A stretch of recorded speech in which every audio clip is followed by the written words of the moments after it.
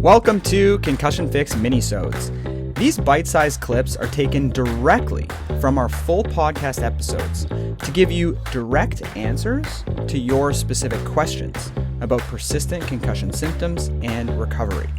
Short, clear, and packed with value. Now remember that these clips are not medical advice and you should always speak with your healthcare provider before attempting anything you hear on this channel. Let's go.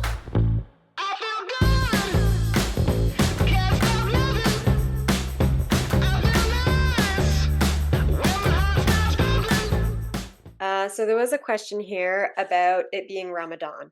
So Ramadan has just started a little bit ago. So with it being Ramadan, fasting is from sun up to sundown. Is there anything I should take into consideration for the diet part of the program or exercise part if I get to that section of the program before Ramadan ends?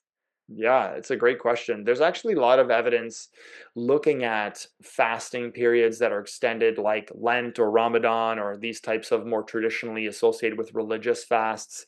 And the research shows that there's actually a lot of health benefits to following this type of fasting protocol. We've talked about fasting in the past, and I do think fasting in general, if you look at the evidence that's in the preclinical studies, which is in animals, and also in the kind of tangential human evidence, you're going to see beneficial effects on mitochondria, you're going to see beneficial effects on brain function and on inflammation. However, when a person has dysfunctional autonomic nervous system and HPA axis, again, that fasting can make people feel a little bit worse because their blood sugar is going to be challenged. It is a stressor. Now, it's a good stressor, but as we know, in people with persistent concussion symptoms, sometimes even good stressors like exercise can be too much for them. So I think we have to consider, how do we feel when we start, let's say, a protocol or a period of time like Ramadan and we're fasting? And so in terms of consideration, you can absolutely still follow the concussion fix diet. You're just going to follow it after sundown, and you're going to be implementing high protein. Eating late at night is more challenging on a person's digestive system, so trying to eat smaller amounts and focusing on digestibility. Mixing a lot of things together like carbs and fats and proteins make the digestive system work a lot harder, where something like a vegetable or like something like a steamed broccoli and a salad and some protein is actually going to be easier to break down than if you mix all of them together. So these are little considerations you can take.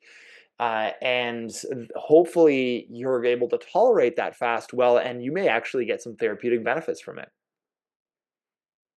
And I know Dr. Marshall isn't here. Would either of you have any suggestions for the exercise part? I know that's kind of more his area of expertise, but Well, I mean, listen, I can comment on that because exercise can be done both after eating and fasted. So again, if you are able to exercise and tolerate it while you're fasting, if you can maybe push it towards the end of the day and then eat after, because you maybe kind of just before sundown, you can exercise in the afternoon. This way, your body, after it exercises, will have higher demands for food. And some people feel like the cravings get stronger and they feel a little bit worse because blood sugars is affected. If they exercise in the morning, they have to wait all day. So feel free to modify your exercise, but you can absolutely do exercise fasted, but just be a little bit more cautious about the blood sugar aspect, and maybe use something like an electrolyte formulation that contains a lot, things like potassium, sodium, and magnesium to help balance if you are exercising during a fasted state, to kind of balance your nervous system and balance your vascular system. great. There was another question here too. I know in an earlier question you were talking about mitochondrial. Would you talk a little bit more about mitochondrial rehab and where I should look? And I know when I did see that question, I did find you did talk a little bit about mitochondrial dysfunction in the fatigue and sleep seminar that you did from November 17th, 2022. I'm just not sure if you talked about it in other ones, if you remember. No, you're amazing, Nikki, that you remember that, because that is probably the best one that people can get pointed to and go and look and check that out. Uh, Mitochondrial function in general is so multifaceted. Like, first thing is The mitochondria are like the ultimate sensors in the body. So they are sensing inflammation. That question about immunity we had earlier is so important to understand, is that they're sensing an immune stimulus. They're sensing the inflammation associated with that. So that is the first step, is that we're looking at to minimize inflammation. And we can do that a lot through things like diet. That's why eliminating food sensitivities, people feel like their energy is better, is because their mitochondria don't have to deal with these danger associated signals and molecular patterns that the immune system is showing them. And so we need to clean a lot those things out. So that's step one. Step two is exercise. Exercise is so important, the most important mitochondrial rehab you can do. Eating things like good fats that contain ketones or medium chain triglycerides that get converted into ketones can be beneficial as well. So you can actually feed your mitochondria. This is the whole premise behind a ketogenic diet, because the ketones are kind of a preferential fuel by mitochondria over and above glucose. And I'm not saying a person should do keto, but they can eat more good fats to help optimize some of that. And then lastly, there are some nutrients like, coenzyme Q10, for example, or B vitamins, and then some of the more active analogs like PQQ or NADH or NAD plus. Maybe some of you that are into this mitochondrial anti-aging world have heard of some of those. There's lots of information online, but definitely talk to your naturopathic doctor about using those to stimulate extra mitochondrial function.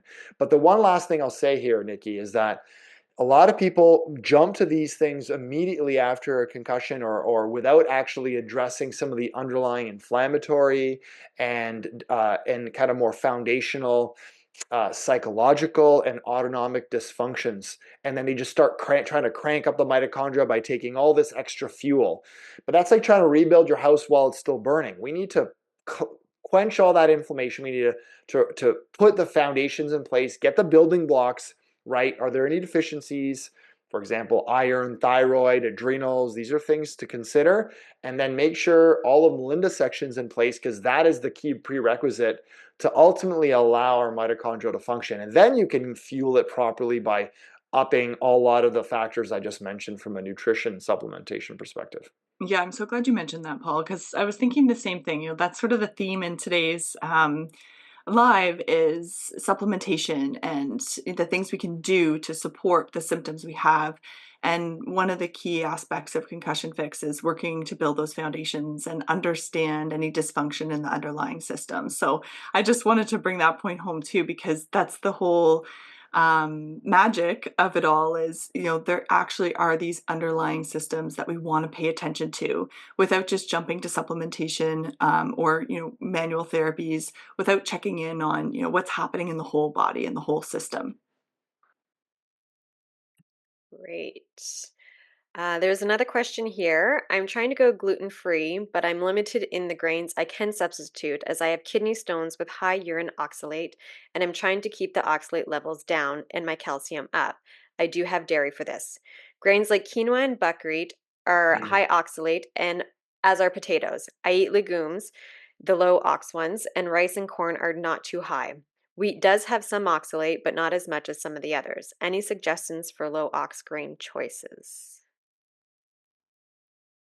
Yeah, this is a question that I'd probably refer to some of the charts that you can look at for oxalate levels. So I'd be looking at, grains like teff or amaranth or buckwheat. These are gluten-free options. But then at the end of the day, grains in general will have a bit more oxalates than other types of, like you said, legumes and definitely proteins. But so going more paleo, which is kind of like a anti-inflammatory, autoimmune, no grain type of diet, where you're looking at eating protein and different types of vegetables that are low oxalate. That's probably going to be your safest option if oxalates are the big issue here for you. And then obviously look up those lists and then just consume the lowest oxalate ones. Off the top of my head, I don't have that list handy for you for those low ox gluten-free grains.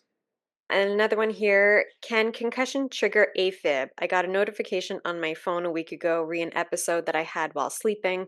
I'm 7 months out of my last concussion and I have never had an A-Fib notification in the past or in the last week since that one that I got. I have a Fitbit and I'm thinking it may have just been artifact, although they claim that they are pretty accurate.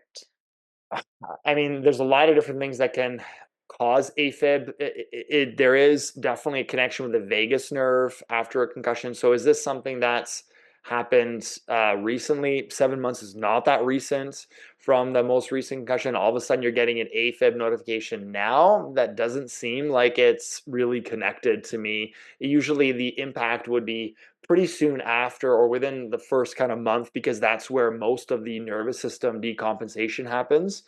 So I'd be looking at other possible reasons: sleep deprivation, alcohol consumption, stress levels, electrolyte imbalances, dehydration. All these things are more common everyday causes of AFib, or just an artifact, which could just be totally fluke. Yeah, sometimes it's hard with the Fitbits to understand what's happened, and if you're concerned about it, absolutely check in with your family physician or medical provider just to double check. Great. Maybe just one more here, a quick one of I'd love your views on bee pollen and phytoplankton to increase health. Muscle testing, yes, for overall health. Oh, this live is all about the little specifics I and know, just a supplements little. today, Paul. We're testing you. Well, I hope I rise to the occasion, because bee pollen has good evidence on a number of things from an immunity perspective. Actually, there's lots of benefits, even lowering inflammation. So I think bee pollen, and specifically, I'm thinking of like bee propolis, which is even more specific part of bee pollen and some of the products that bees make. Uh, these particular nutrients, bee pollen and phytoplankton, they're very rich in trace minerals. They're very rich in many different antioxidant factors. So I think that overall, you can absolutely include them as part of a diet. I would kind of consider them as like a functional food. So they're not so much a supplement, because it's hard to standardize these things depending on what season that plankton is harvested in. Depends on that year. Like, there's so many different yields. So there's a difference between a supplement that's been standardized to, let's say, DHA or EPA, which is the active omegas, for something like bee pollen and phytoplankton. They just are rich in nutrients in general, but that might vary. So I look at that as like just a good food to include. So feel free to include that if you want. I don't see a problem with it, especially if you're testing positively from a muscle testing perspective. If people don't know what that is, that's just kind of an applied kinesiology way of using the strength of your muscle to see if that particular substance, nutrient, whatever a person wants to test. It could be even a watch. If what's that doing to you? If it weakens your muscle, that's a negative sign, and if it keeps your muscle strong or doesn't change it, that's a positive sign. I've seen this being done in practice by other colleagues. I don't practice it. But some people swear by it. So if you want to have that added layer of personalization, feel free. I love doing muscle testing. I muscle test all the time. So I was shocked that you don't use that. My No, I naturopath don't. does, and so does my chiropractor, actually. They both do muscle It's kind testing. of, I'll be honest, it's kind of woo woo in the whole scientific field. And I know you embrace a lot of that kind of. I embrace the woo. Yeah, and so Actually I never heard work with like medical doctors, and so when you start doing and having conversations about this, their eyes just start getting like saucers. So I have to be careful of not being so far off the deep end that I fall into the drink. Absolutely. Yeah. Absolutely. Thanks for listening to this Concussion Fix Minisode. If you want to learn more about the causes of persistent concussion symptoms and how to fix them, join one of our upcoming free 90-minute patient webinars. Details and sign-up links are in the description. You'll see that with the right approach, recovery is possible. See you there.